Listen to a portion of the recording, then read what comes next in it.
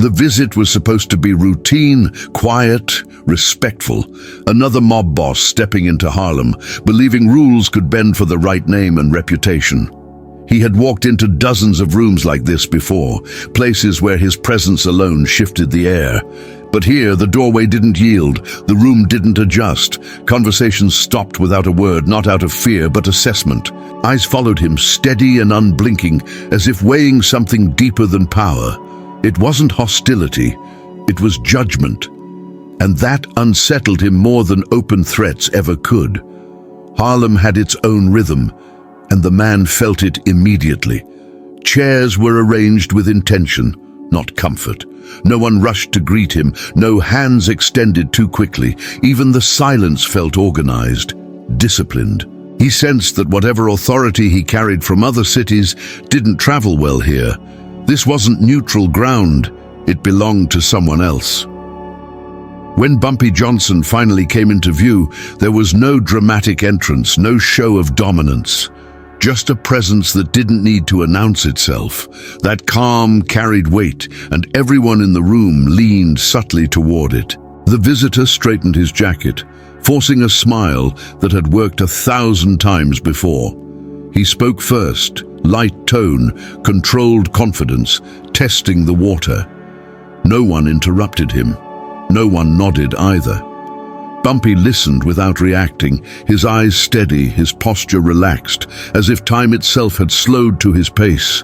The longer the man talked, the more exposed he felt. Every word echoed a little too loudly in the quiet.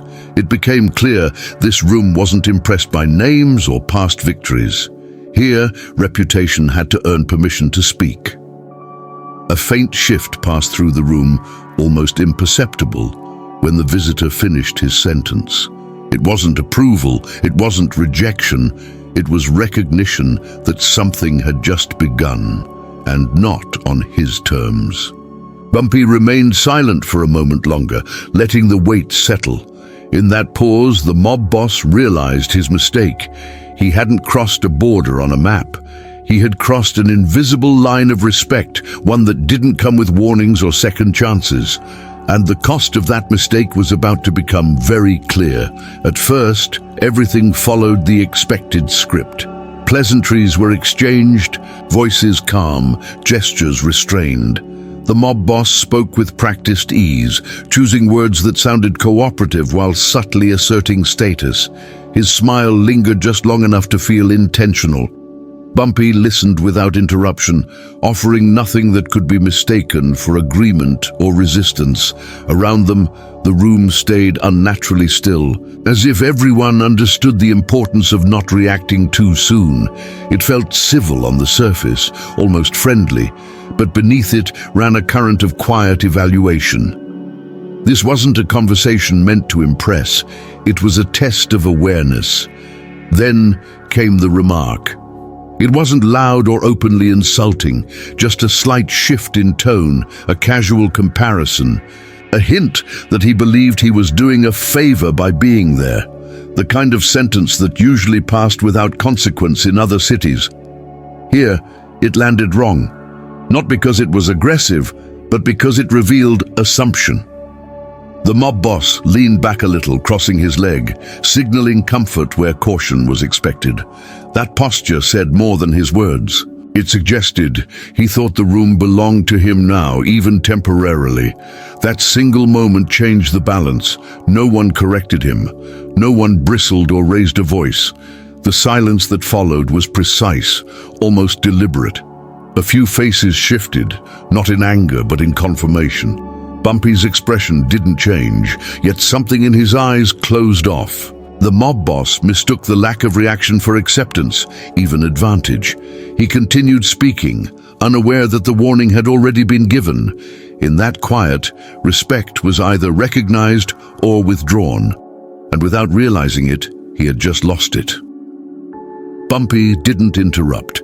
He leaned back slightly, hands resting where everyone could see them, eyes steady on the man across from him. The calm felt intentional, almost instructional. He allowed the visitor to keep talking, to keep explaining himself, as if giving him room to either save the moment or bury it deeper. In Harlem, silence wasn't empty.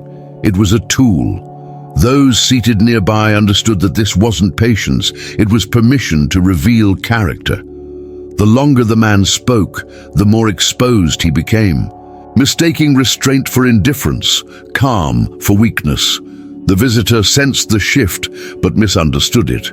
He cleared his throat, adjusted his tone, and tried to smooth things over with another sentence meant to sound reasonable, even generous. Instead, it landed heavier than the first. It wasn't what he said, but how quickly he assumed the damage could be undone. In rooms like this, recovery required humility, not momentum. His voice carried just enough certainty to confirm what Bumpy had already decided.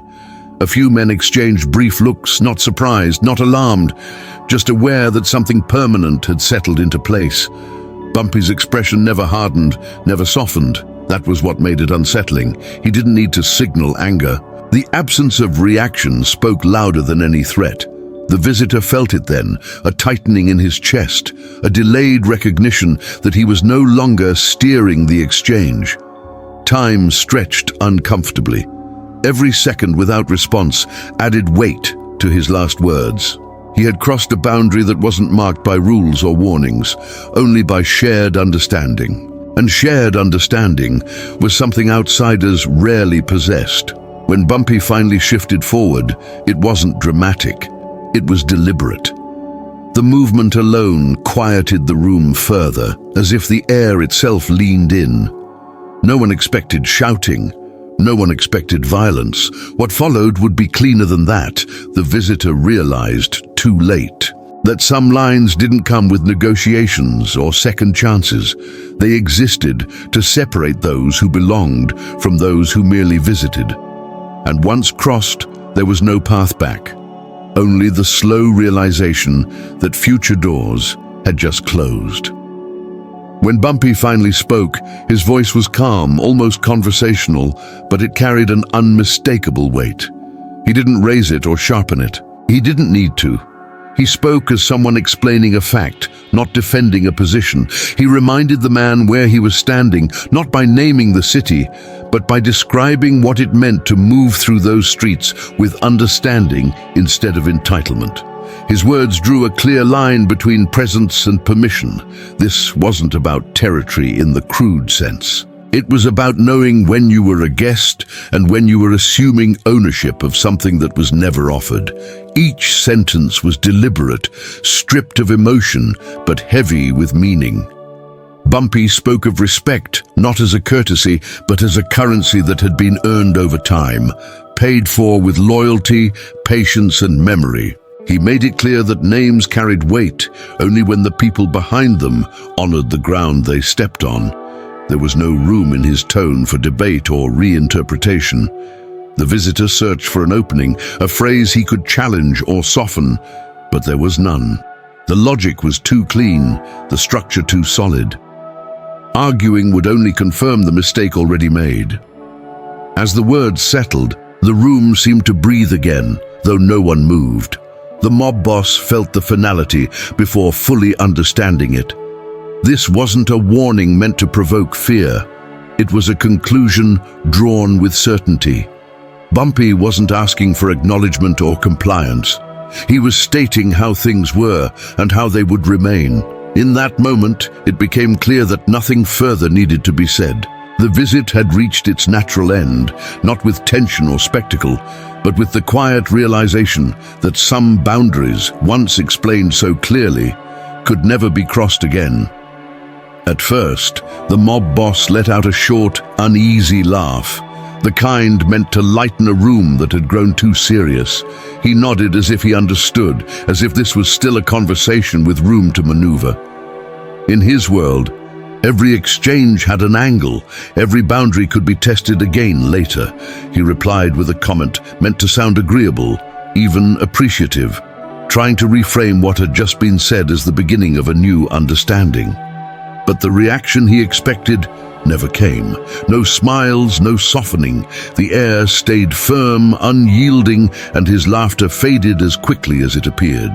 Then Bumpy added one last sentence, delivered without emphasis, almost as an afterthought. It wasn't framed as a warning or a promise. It simply outlined what would happen next, should the man choose to ignore what he'd just learned. The words were quiet, precise, and impossible to misinterpret.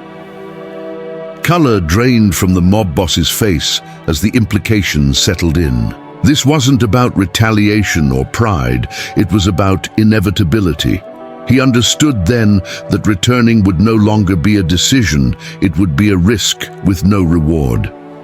The visit ended in silence, marked not by fear, but by the sudden clarity that some doors, once closed, never reopen. The meeting ended the way it had unfolded, quietly, without spectacle or force. No one raised a hand, no voices escalated, and no threats lingered in the air. The mob boss walked out under his own power, but he left something behind. Certainty. He never returned to Harlem, not because he was chased away, but because he understood what staying away meant. Word moved quickly through the right circles, shaped not by violence, but by restraint. Bumpy Johnson didn't need to prove anything. The absence of action became the message itself, a reminder that real authority doesn't announce consequences.